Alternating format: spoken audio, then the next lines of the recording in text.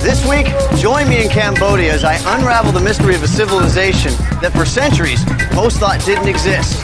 A place of rumor, myth, and legend. Hidden in the jungle for over 400 years, the discovery of Angkor Wat shocked the world. Its intricate majesty could only be the work of an advanced and sophisticated people. But where did they go? And why did they abandon all these temples to the jungle? To uncover the mystery of the lost Khmer Empire, I'll climb to the top of Cambodia's greatest temple.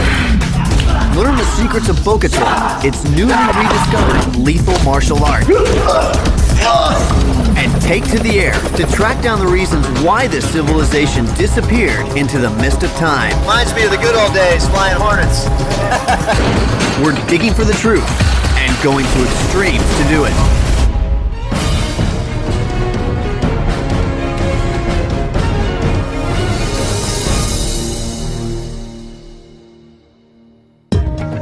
Hi, I'm Hunter Ellis. I've come to Cambodia to explore the mysteries that still surround a great civilization that existed here over 800 years ago, the Khmer Empire. Its capital, called Angkor, is long gone, but the temples built by this powerful civilization are some of the wonders of the world today. That's what I want to see. The Khmer Empire dominated Southeast Asia from 800 to 1432 AD. At its peak, the empire stretched from Vietnam to the Bay of Bengal and north to southwestern China. But despite its wealth and power, the Khmer Empire ultimately failed, its land and temples abandoned. I'm here to find out why. For this assignment, there's only one place to start, and I'm told only one person to start with. His name is Simon Warwick. He's among the world's leading experts in historic stonemasonry. I'm told he's a tough man to track down. He's an Englishman who lives in Italy, who works with the Germans, who spends a bulk of his time here in Cambodia. Now, he told me to meet him at his office. Well, this is his office. Let's go see if we can track him down. Angkor Wat, Cambodia's most famous temple, is actually a huge complex. Just when you think you're approaching the main temple, you find out that you're only passing through an elaborate gate on the outer wall. This place is absolutely amazing. As you approach the front gate, that's all you can see. But then it opens up to all of this, the main temple, which is still 400 yards away. I'm told that Angkor Wat literally translates to city temple, as it used to be surrounded by an urban landscape that has long since disappeared. Simon works for the GACP, a German conservation project. Its mission is to save this Cambodian jewel from the ravages of time, weather, and human contact. I'm hoping that Simon can help me understand how such a masterpiece could be built and then abandoned. Angkor Wat is in fact the world's largest religious monument. That statement alone grabs your attention, but to see it is to believe it.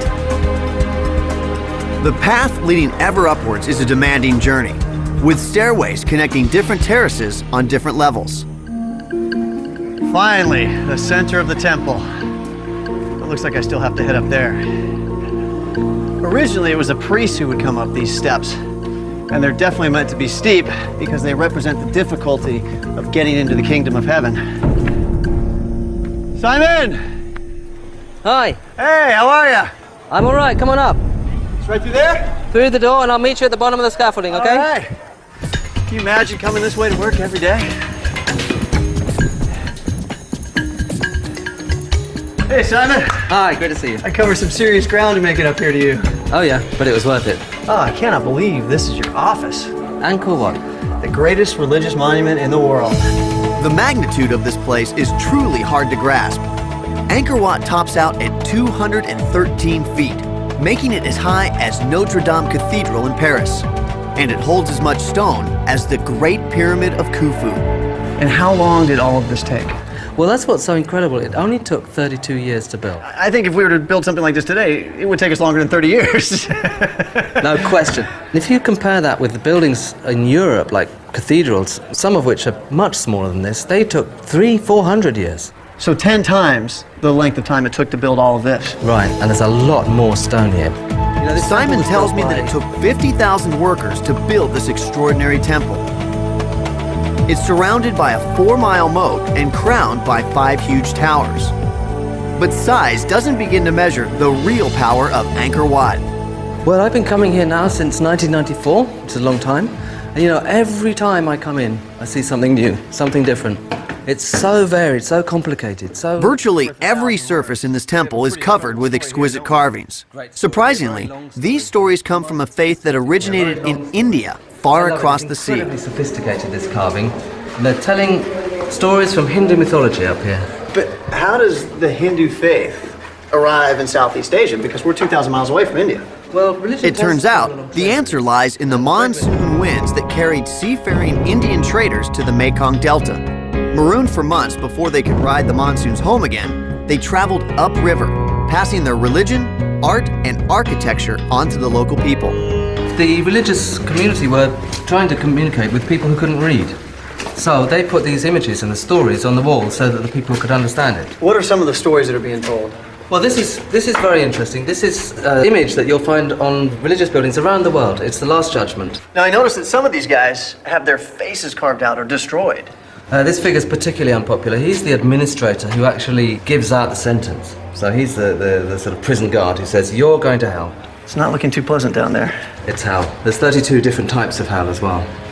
So is that a superstitious thing over the years that people have come in and destroyed the faces of the demons? That's the local people just saying, bad, bad, I don't like him, bad, bad. Simon tells me that these bas-relief carvings go on for more than half a mile. They're the longest continuous sculptures in the world. It's an awesome sight, but one that may not last. It starts and stops raining at a moment's notice around here, huh? Simon takes me on a precarious path to his current work site to show me the ongoing struggle to keep this civilization from disappearing again. So I just want to show you here, this is what happens if we get here too late. It's gone. Yeah, and when it's gone, all you've got is a rock. Here, we've lost the surface, we've just got geology. Here, we've got history. The carvings... The ravages of time have weakened these carvings. They're now separating from the foundation. How do you keep this from happening when it exists in an environment where it rains like this all the time? Actually, it rains some of the time, and the other time it's really, really hot and dry. So really the key word here is research. You've got to understand exactly why things are happening, and only then can you understand how to treat them properly. But when you have the biggest religious monument in the entire world, is your work ever going to be done? No chance. So what we've got to do is train the guys here to do it by themselves. I mean, this is their heritage. Their ancestors built it. They should be doing it.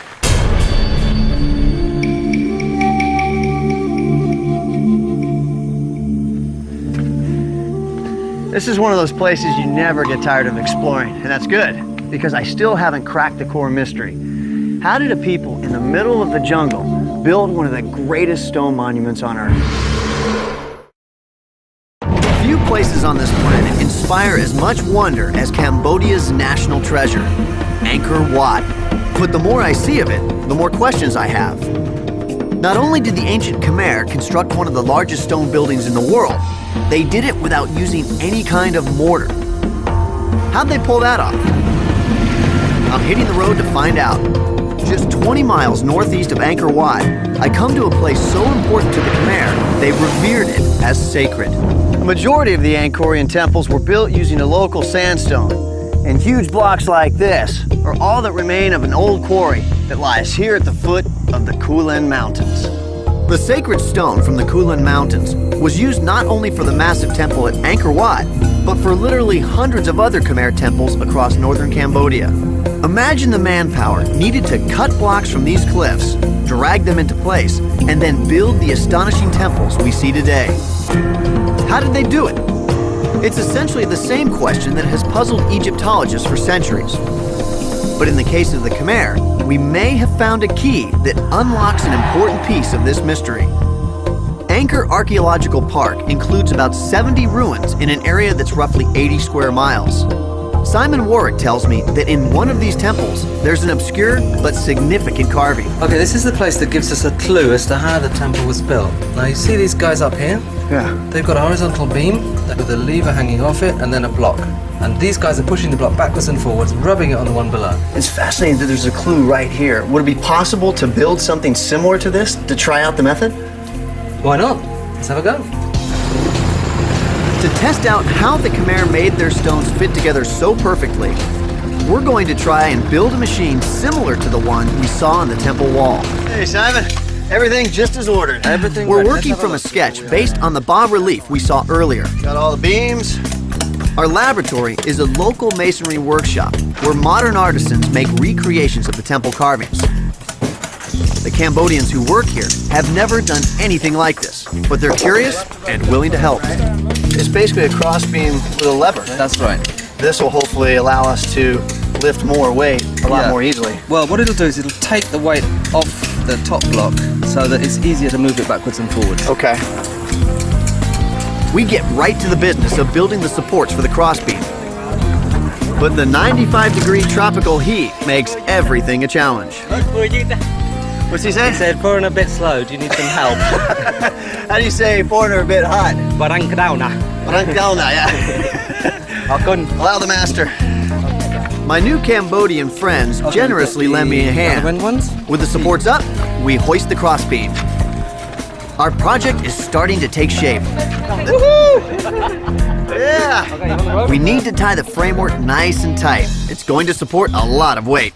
All right. So there's 200 pounds at least, huh?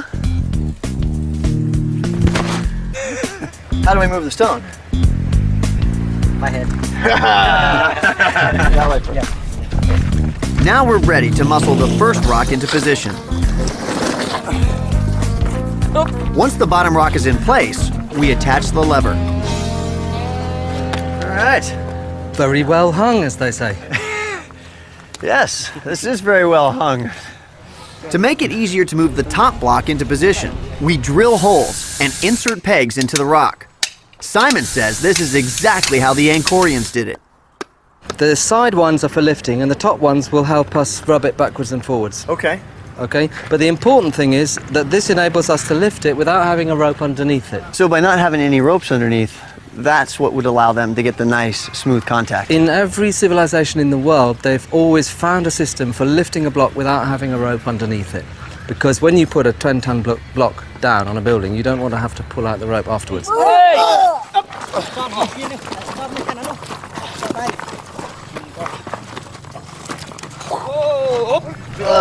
That's it.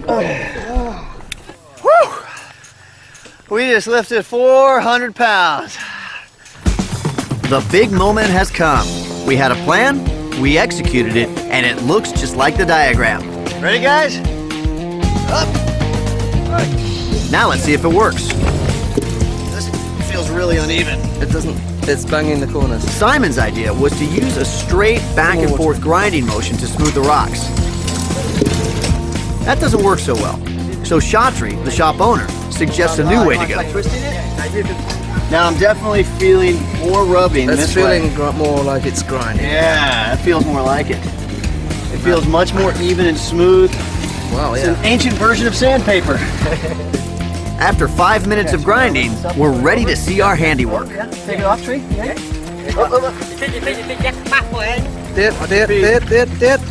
Down. Okay. We got a sandy mess there. What do you think's underneath? I think it's smooth. You do? Yeah, this feels nice and smooth right here. Only 2 million more to go and we could have our own temple. Really have to admire ingenuity like that and appreciate just how hard they had to work. When we return to the temples, I find myself noticing details I never saw the first time. You know, I'm starting to see these holes everywhere, and now I realize just how important they were to put this whole place together. Yeah, I mean, that's what's great about this. As you look around, you see more and more and more. So much to see. Simon takes me to see the two most exquisite carvings at Angkor Wat. After our successful experiment, he says I can now appreciate why the Angkorians labored so hard to fit their blocks perfectly. Well, this place wasn't so much planned, carved, and assembled the way places are in Europe. This was planned, assembled, and then carved afterwards. So essentially, we're walking inside of one giant sculpture. Right, now have a look at this. This will give you an idea what I'm talking about. Wow, this is beautiful. This, for me, is one of the most perfect pieces of carving in the temple. It's absolutely beautiful. And you can actually see the fine seams where they've assembled it right here. These are the joints. You see, she's not made of one single block. She's made of 4 different blocks. How difficult is it to carve multiple blocks stacked on top of each other? If these were just stacked together with a mortar joint, the way we do in Europe, you wouldn't be able to carve over it because it would snap. The fact that they've made a perfect razor contact joint means that these 2 blocks act like one single block. And the pressure between these 2 blocks means that you can run your chisel over and you don't snap off the edge. And I imagine you probably only get one shot because it's already built. I can't imagine how scary it must have been to carve this. If you snap off that nose while you're carving, where do you go from there? And you probably got one less stone carver, because I reckon the king would. What's more, Simon tells me that every little detail in the temple contributes to an overarching cosmic plan. The Khmer regarded their rulers as gods on earth, and this temple was built to represent the Hindu universe in miniature. Its towers symbolized Mount Meru, the celestial home of the gods, and its huge moat, the vast cosmic oceans. But here on Earth, their universe ultimately came crashing down. What went wrong? Angkor Wat. It may be the most beautiful religious monument ever built, and the most mystifying. Completed in 1145, the crown jewel of the Khmer Empire was inexplicably deserted 2 centuries later. The remote location and the relentless Cambodian jungle hid all the region's temples for over 400 years. They were the stuff of legend until 1860, when a French naturalist named Henri Mouot came upon them by accident. When his report hit Paris, these temples became all the rage across Europe, with people talking wildly about a new lost world. I imagine this is what it must have been like when Henri Mouot stumbled upon Angkor Wat. The jungle had reclaimed the stone temple. As you can see, the tree just digs its roots into any openings it can find and grasps onto the stone, creating a silent but deadly slow-motion wrestling match. And given time, tree always wins and destroys its host. It's brutal, yet beautiful. Mouot and other early European explorers didn't believe that ancestors of the natives they met could have constructed these fantastic temples. They credited an unknown race of master builders, but they couldn't have been more wrong. To get a better sense of all the Khmer's accomplishments, I'm meeting up with Damien Evans, the deputy director of something called the GAP. Damien! Hunter, how's it going? Hey, good, how you doing? Good, mate.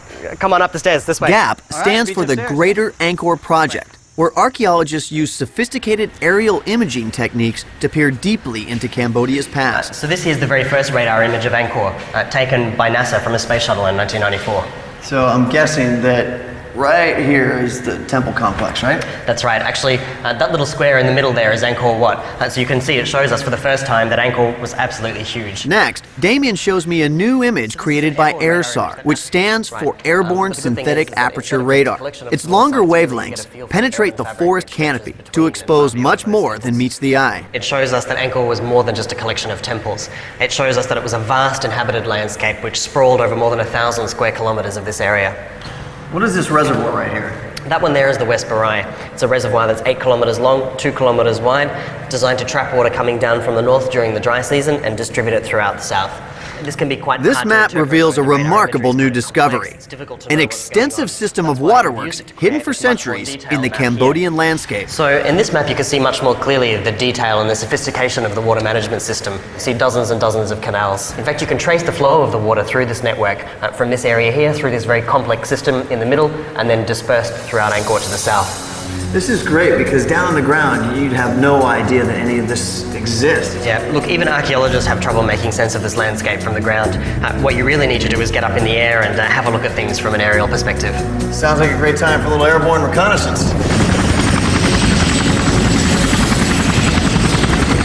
Damien and his colleagues have recently released a major new study. Turns out, Angkor Wat was just a small part of the largest settlement in the pre-industrial world. Arguably, the Khmer's greatest achievement was not their temples, but what they could do with water. So what we can see down here is the West Barai. This is the largest reservoir in the Khmer Empire. It holds about 50 million cubic meters of water. Absolutely massive. How was this created? Did they dam up a certain part of it, or was this all hand dug? A little bit of both, actually. The downslope side was probably a dam originally, and then they formalized it into making it a huge rectangular reservoir by mounding up earth all along the sides of it. So this was pure hard labor right here. Absolutely. Just like any task on the landscape here, it's completely flat, so anytime you see something like this, it means that they've just poured thousands and thousands of people into remodeling the landscape in that area. I mean, when you think about 16 square kilometers of a reservoir in the 12th century, that's a huge engineering feat. The engineering here is unparalleled. You don't see it really anywhere else in the pre-industrial world on this kind of scale. Turning north, we fly over ancient rice paddies whose boundaries were set 1,000 years ago. What we can see crisscrossing the landscape here is an incredible system of water management that really doesn't exist anywhere else in the ancient world on this kind of scale. Is that what this is right here in front of me? Right. This is actually the main feeder line of water from the headwaters where the rain falls in the Kulan Mountains to the north and transporting it right down into the central temple district. You know, archaeologists have always known about these huge temples. For at least 100, 150 years they've been well studied. What we've been able to do using remote sensing and using this NASA radar imagery is to really come to terms with the scale and the complexity of this water management system. With Damien's help, I now see the landscape is full of clues to the past. It's amazing to consider the skills of these ancient Angkorians. When I first saw the temple of Angkor Wat, I was blown away. But I literally thought that that was all there is. But now I realize, after being up here in the air, that it's part of a greater civilization that goes on and on as far as the eye can see. It truly is very impressive. From the Kulan Mountains to the temples and rice fields below, this intricate scheme of 1,100 square miles of irrigation and reservoirs gave the Khmer year-round harvests. It made it possible to feed a population of up to 1 million people and brought its rulers vast wealth. From this perspective, we can clearly see how they mastered their environment and even catch a glimpse of a temple still shrouded in jungle foliage. And how many people have ever been to this temple, you think? Maybe half a dozen people, I think, would have been to this temple on the ground. And this area is littered with things like this. This is one of several hundred temples like this. So right now we're heading up to the north of Angkor towards the Kulan Mountains, which is the source of the water for the Siem Reap River, which feeds the central temple zone. What you're going to see up here is pretty impressive. Our pilot goes in for a close-up before landing us on top of the mountain.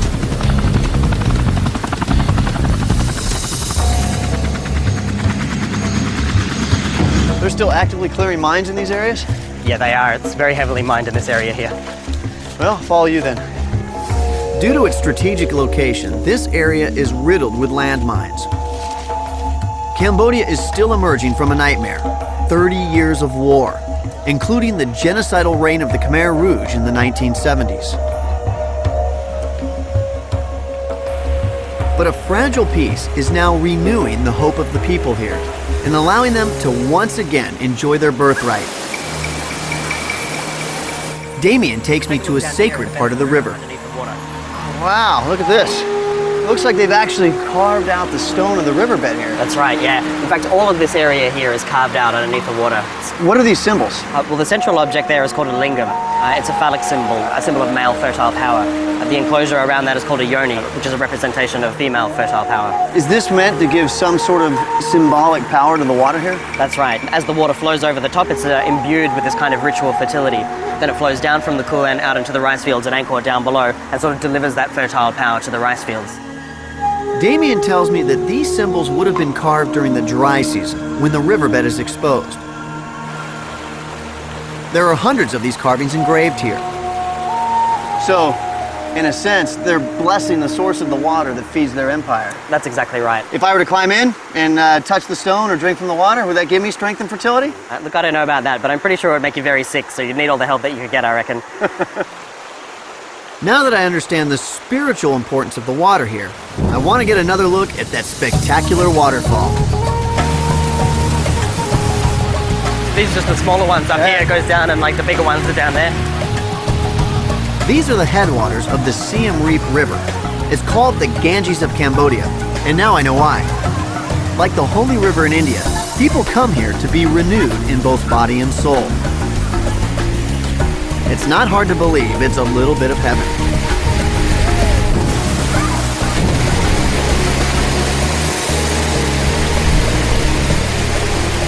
Woo! It is so forceful underneath that waterfall, but you can't appreciate it until you're actually standing right under it. And this is the exact same power that fueled the Khmer Empire. It's absolutely amazing.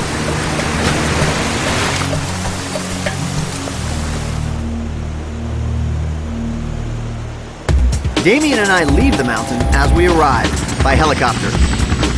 Driving back into town, he explains how water and rice were the keys to the Khmer success. Would they have used the canals for agriculture? Traditionally, people have denied that that's the case, but increasingly what our mapping work and what our excavations are showing is that these canals were very tightly integrated into the rice agriculture system here at Angkor. Well, you would have needed a big army to build an empire that was that huge, and rice would be a cheap way to feed them. That's absolutely right. You know, if you manage water very effectively, you can also create huge surpluses and convert that directly into empire building. For centuries, the Khmer managed their water effectively, allowing them to feed their vast population and consolidate their power. They built a strong and wealthy empire, but their bas-reliefs reveal another clue to their success. It's Cambodia's secret weapon, the lost and lethal martial art, Bokator. That works. I've come to northwest Cambodia in an attempt to solve one of the world's great riddles. How could a civilization that built this virtually disappear overnight? Their masterpiece lost to the jungle for over 400 years. Angkor Wat's rediscovery in the 19th century gave evidence once again that history is usually defined by those with the power. The ancient Khmer inscriptions found on many of these temples proclaim the greatness of the kings who built them, but they tell us very little about the daily lives of the Khmer people. But it was, after all, the ancient Khmer people who built the rice fields, canals, reservoirs, and temples that distinguish this civilization. And it's their features that are reflected in the faces of Cambodians today. To learn more about the Khmer, past and present, I've come to the old market in downtown Siem Reap. Have the fish, vegetables, and meat, all different kinds of fruit. Kin Po Tai is a cultural expert who grew up in this town. These are on the bas-relief of the temple. So this one is right here. Yeah, it's been preserved for 1,000 years. It's simple. It's just salted and dry out in the sun.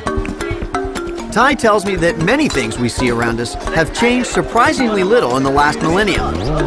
And the proof is carved in stone just a few miles down the road. So this is the second largest temple in Angkor after the Angkor Wat, and it's the Bayon. It's one of the most famous temples as well in Angkor. Tai tells me that the Bayon is actually a Buddhist shrine. It was built in the 12th century by a Khmer king who converted to this new faith when it swept through Southeast Asia. The Bayon is famous for the more than 200 giant faces atop its 54 stone towers, and for its unique wall carvings. These look a lot different than the ones over at Angkor Wat. Yes, because here's more about the everyday life of the people and the histories of war and way of life. It's like a window to its past. What do some of these things show us here? All here you see the market. This is a lady selling fish. So we were at the old market today, but this is the really old market. That's correct. This is the old market. Is this some sort of gambling scene right here? Yes, it is cockfighting between the Chinese or the Khmer here. So it's Khmer versus Chinese cockfight, and everyone's placing their bets. That's correct. My money's on the Khmer. And the Khmer. These stunning reliefs immortalize a civilization. The lady's giving birth here. From the wild boar fights to the construction of their temples. With the thousands of relief we have here at the Bayon, it seems like we have a very good idea of what life was like back in the 12th century.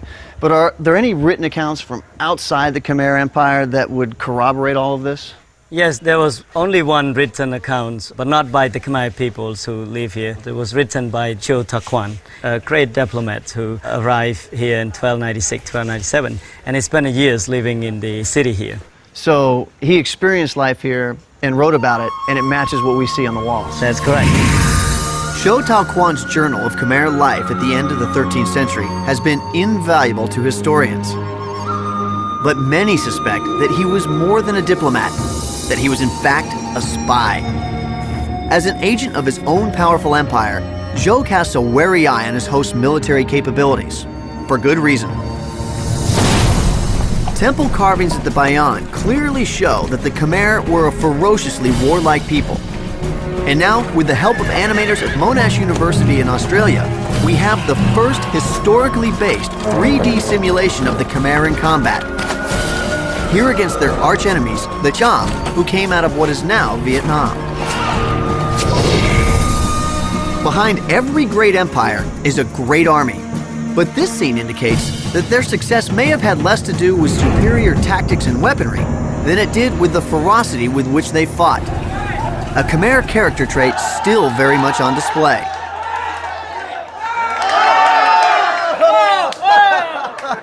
This is typical of so many houses and stores here in Cambodia, as Pradal Saray, or kickboxing, is their national sport. But we've uncovered a form of fighting that even these martial arts fans haven't heard of. It predates modern kickboxing and goes back to the time of the Angkorian warrior. Speaking of warriors, this is one dude you do not want to annoy. Adventure journalist Antonio Graceffo has literally fought his way around the world. But he came here to Cambodia to seek out the original martial art of Southeast Asia, the lost discipline of Bokator. I have fought 8 countries in Asia, Europe, the States, and Bokator is by far the most interesting and most complete martial art I've ever seen in my life. But in an age when martial arts are so popular, why hasn't anybody heard of it? You know, it goes all the way back to the 11th century, but it almost died out twice. Once at the end of the Angkorian Empire, and then again during the Khmer Rouge period. They actually hunted down and killed all of the known masters. Antonio tells me that Bokator would have been lost forever were it not for the sacrifices of this man, 63-year-old Grand Master Shan Kim San. How did the art resurface then? Well, the Grand Master survived the Khmer Rouge period. He escaped to the States as a refugee. And then in 2002, he returned here to teach the art to children and to find the masters who had survived. You know, he only found 10 of them. Was he a hard guy to track down? It took me 18 months. It's a long time. Did you ever feel like giving up? No way, man. I was digging for the truth. Nice.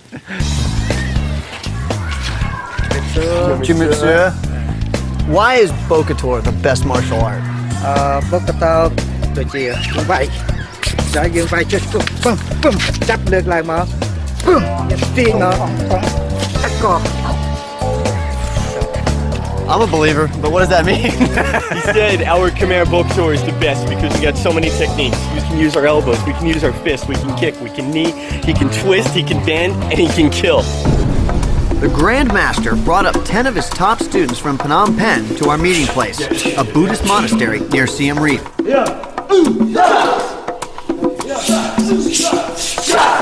It actually looks like it's an in-close fighting technique that you need to be very close to your opponent in order to strike. That's right, that's right. Bokator is unique in that they can fight very close to the elbows, knees, and then also grappling when they come in close. Looks, when executed properly, to be pretty vicious. It is, it is. After they finish group training, the master works with his 2 top students so I can see his moves up close. Yeah, using that elbow right against the throat there, huh? That's pretty much his signature movement, is that quick elbow strike. Ooh. See that? Yeah, I mean, it's all quick and body control, huh?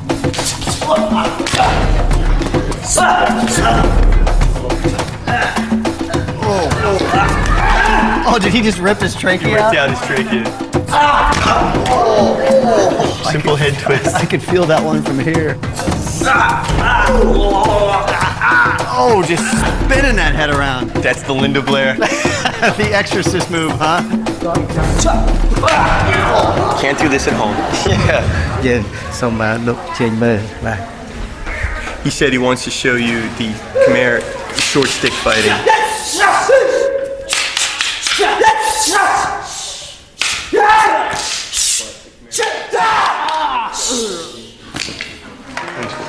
So you want to try some? Yeah, let's walk before we run. We'll put the sticks on hold and let's start with some elbow moves. Maybe we'll start by crawling. Okay. Take it easy on me. Oh, I'll take it easy. I like you. Here comes the black belt. Okay, punch. Okay, so I can block here, and I can come in with my elbow here. Okay. Yeah. And I would let go. You would let go. They come down and... As you observed before, there's a lot of techniques we're going to control. Yeah. I'm going to bring them into a knee or into an elbow or whatever. Because when you do that, I mean, just the way the weight, the way you have control. I mean, there's not much I can do to fight it. And it's painful. If I were to come in here like this and try and grab you that way, how would you defend against it? What would I do? Yeah, I'd probably headbutt you. There you go. So a lot of this is predicated on your attacker coming in and kind of throwing blows. But what if I were to kind of just be charging at you like a bull? It'd be like fighting my sister. Oh, really? Okay, so.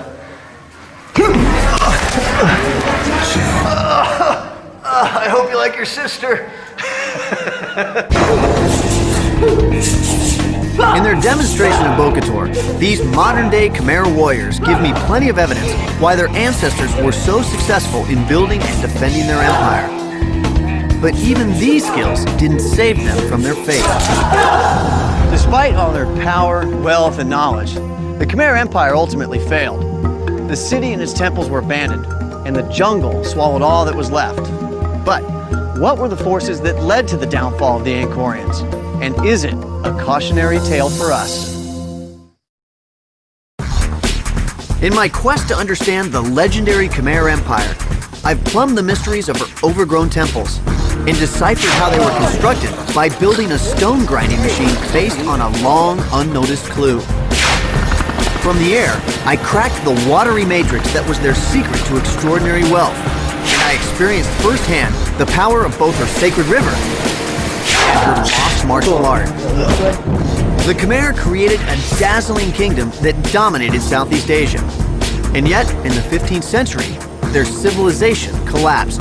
Their city and temples were abandoned to the grip of the jungle. Like in any great murder mystery, the list of suspects here is long.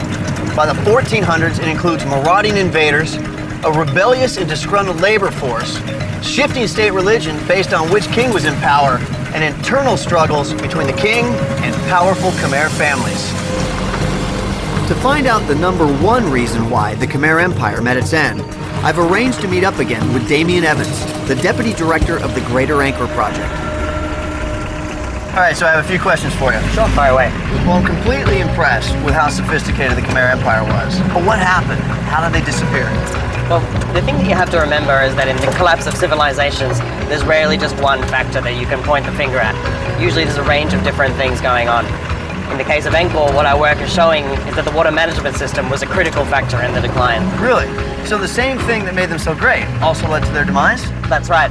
The water management system started off very simple, and then over the centuries became more and more complex and difficult to maintain, and this in turn caused problems for the fundamental basis of their economy, which was rice agriculture. According to Damien, one thing led to another. Overplanting of rice fields led to deforestation, which led to soil erosion, which caused huge amounts of debris and sediment to rush downstream, blocking up the canals and reservoirs. Raging and flooding broke down the entire man-made watershed. The result? Famine in a city of as many as 1 million people.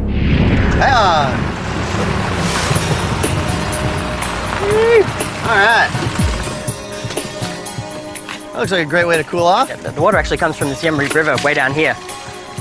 Now, is this water wheel something that you guys built yourself? No, I'm not exactly sure who built this, but in any case, it's just a hypothetical reconstruction of technology that they may have used during the Angkor period to move water from very low places up to much higher ground. It's important to remember that this is not a natural river. This is an artificial canal which was built by the Khmer people. So this is one of those canals we saw from the helicopter? Exactly, yeah. This is the big one that we saw from the helicopter yesterday. The important thing about this site is it shows us the difference between the water level of the river way down there and the original level way up there where we got out of the Jeep. As the water receded, ancient technology like this could not have kept pace with the needs of the Khmer. As you can see, not a huge amount of water actually comes out of this. These little tubes and the water that they contain obviously wouldn't have been enough to fill rice fields or the moats of temples like Angkor Wat on a regular basis. So what we're seeing is a drastic change in the canal structure over time. Exactly, yeah. I mean, this is just a very clear example of a river down cutting. And if you you know, you have the water down there and the rice fields and the moats that you need to feed the water into are way up there, then obviously you're going to end up in deep trouble. This is just one example of it here, but probably the clearest example of it is just up the river a little bit. We should go take a look. Okay. To see hard evidence of what brought down the Khmer, Damien and I jump in a boat.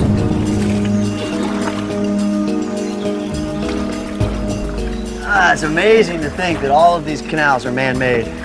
Yeah, it's actually difficult to imagine it when you're down here on the river. You know, once you get up there in the air, you can really see that far from being a sort of natural course, it's actually laid out in a very particular kind of way for a very particular kind of purpose.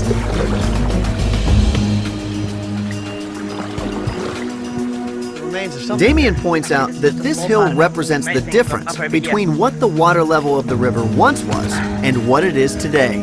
So what do we have here? Believe it or not, this is actually a bridge. These are its arches right here.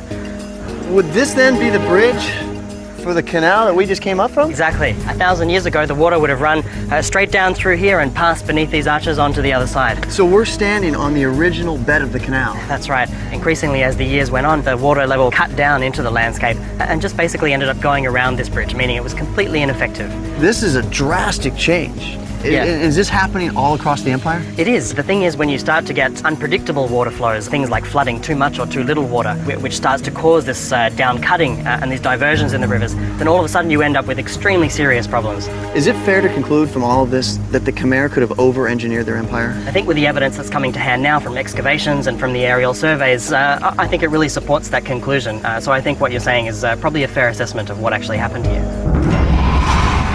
The widespread failure of the Khmer's complex water system also left them vulnerable to attack. Their enemy to the north, the Siamese, successfully sacked Angkor in 1431. A year later, the royal court and Khmer people abandoned this site, moving south to where Cambodia's capital of Phnom Penh is today. For 600 remarkable years, these temples were added to and adorned. With their abandonment in the mid-15th century, however, one of the world's greatest building programs came to an end. But unlike other lost civilizations that have succumbed to the jungle, the Khmer's greatest temple, Angkor Wat, held on, with the help of a very special group of people. The truth is, this place was never fully abandoned. After Buddhism was adopted as a state religion, this site became a place of pilgrimage. Even after the last Khmer king left, the monks stayed and arduously worked to keep the forest from swallowing this great temple. And it's through their 4 centuries of effort that Angkor Wat is still here today.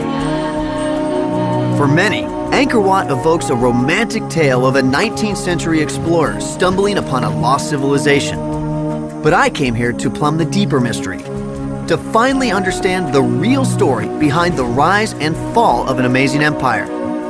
Today, the Cambodians are so proud of their legacy, they're the only country to adorn their national flag with an image of a ruin. Angkor Wat, the ultimate symbol of majesty and mystery. One place to start, and I'm told only one person to start with. His name is Simon Warwick. He's among the world's leading experts in historic stonemasonry. I'm told he's a tough man to track down. He's an Englishman who lives in Italy, who works with the Germans, who spends a bulk of his time here in Cambodia. Now, he told me to meet him at his office. Well, this is his office. Let's go see if we can track him down. Angkor Wat, Cambodia's most famous temple, is actually a huge complex. Just when you think you're approaching the main temple, you find out that you're only passing through an elaborate gate on the outer wall. This place is absolutely amazing. As you approach the front gate, that's all you can see. But then it opens up to all of this, the main temple, which is still 400 yards away. I'm told that Angkor Wat literally translates to city temple. This week, join me in Cambodia as I unravel the mystery of a civilization that for centuries most thought didn't exist. A place of rumor, myth, and legend. Hidden in the jungle for over 400 years, the discovery of Angkor Wat shocked the world. Its intricate majesty could only be the work of an advanced and sophisticated people. But where did they go? And why did they abandon all these temples to the jungle? To uncover the mystery of the lost Khmer Empire, I'll climb to the top of Cambodia's greatest temple. Learn the secrets of Bokator, its newly rediscovered lethal martial art. And take to the air to track down the reasons why this civilization disappeared into the mist of time. Reminds me of the good old days, flying hornets. We're digging for the truth and going to extremes to do it.